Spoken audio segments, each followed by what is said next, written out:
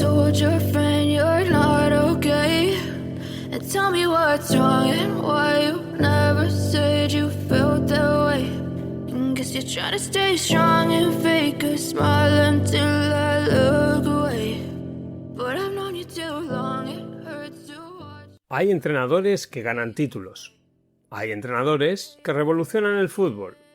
Y luego está Bora Milutinovic, un hombre que nunca ganó una Copa del Mundo, que nunca entrenó al Real Madrid, que nunca levantó una Champions y que, sin embargo, consiguió algo que nadie más ha logrado en toda la historia del fútbol: dirigir a 5 selecciones diferentes en 5 mundiales consecutivos: México, Costa Rica, Estados Unidos, Nigeria y China.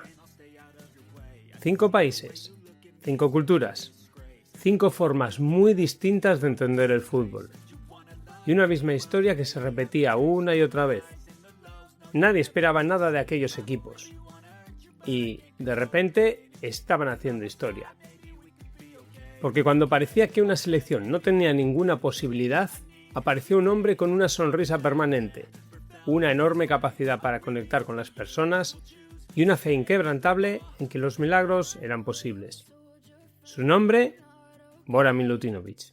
Y esta es su historia.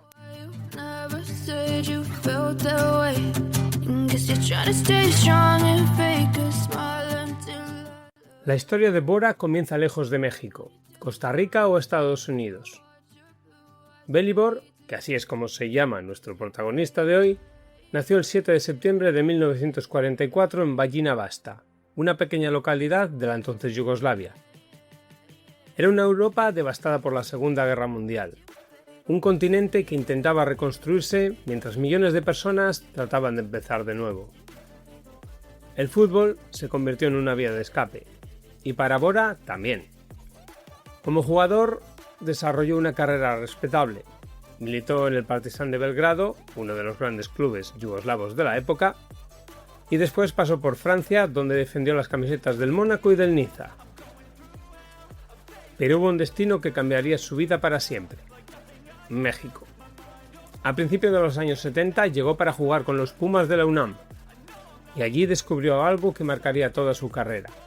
Le fascinaba el país, la cultura, la gente, la forma de vivir el fútbol. Mucho tiempo después diría que México se convirtió prácticamente en su segunda patria. Sin saberlo, aquel viaje iba a definir el resto de su vida, porque sería precisamente allí donde comenzaría su leyenda. En 1983, México atravesaba un momento complicado. La selección nacional debía preparar el Mundial de 1986, un torneo que inicialmente iba a organizar Colombia, pero Colombia renunció y México aceptó el desafío. La presión era enorme. Todo un país esperaba una actuación histórica. La federación decidió confiar en Bora.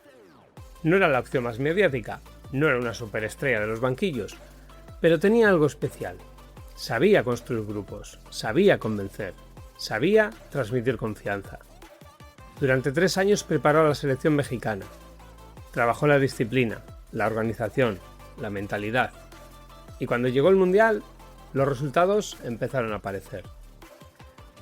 México superó con solvencia la fase de grupos. Después eliminó a Bulgaria en octavos de final y alcanzó los cuartos. Era la mejor actuación mundialista del país hasta aquel momento. El sueño terminó frente a Alemania Occidental. Tras un partido muy igualado, los alemanes se impusieron en la tanda de penaltis.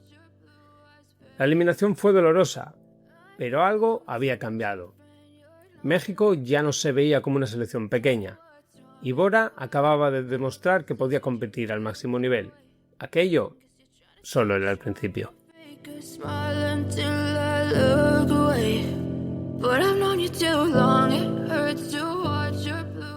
Si existe una obra maestra en la carrera de Bora Milutinovic, probablemente sea Italia 90. Para entender la magnitud de lo que ocurrió, hay que recordar quién era Costa Rica en aquel momento. Prácticamente nadie. Nunca había disputado un mundial.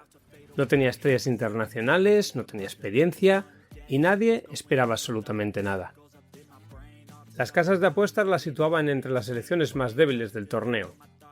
Muchos analistas pensaban que regresaría a casa con 3 derrotas. Pero Bora veía algo diferente. No intentó convencer a sus jugadores de que eran favoritos, les convenció de que podían competir. Y eso lo cambió todo.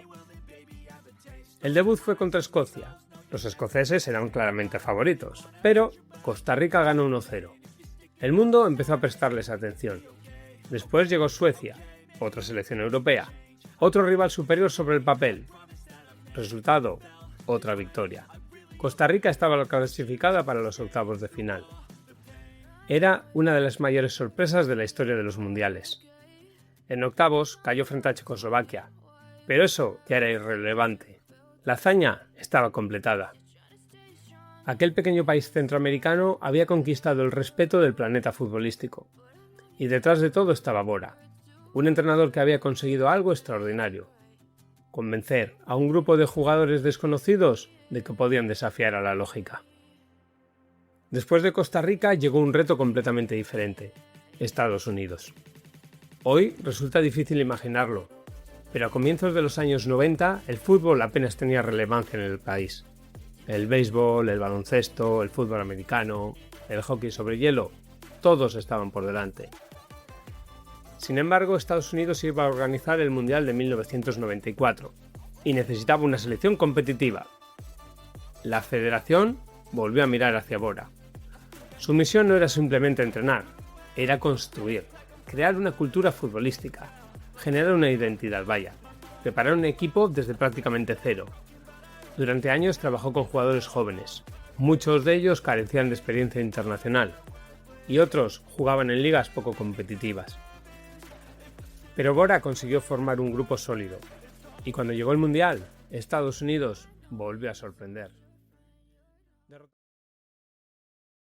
¿Te está gustando este episodio? Hazte fan en iVoox para acceder a este y al resto de sus episodios extra desde otras aplicaciones de escucha.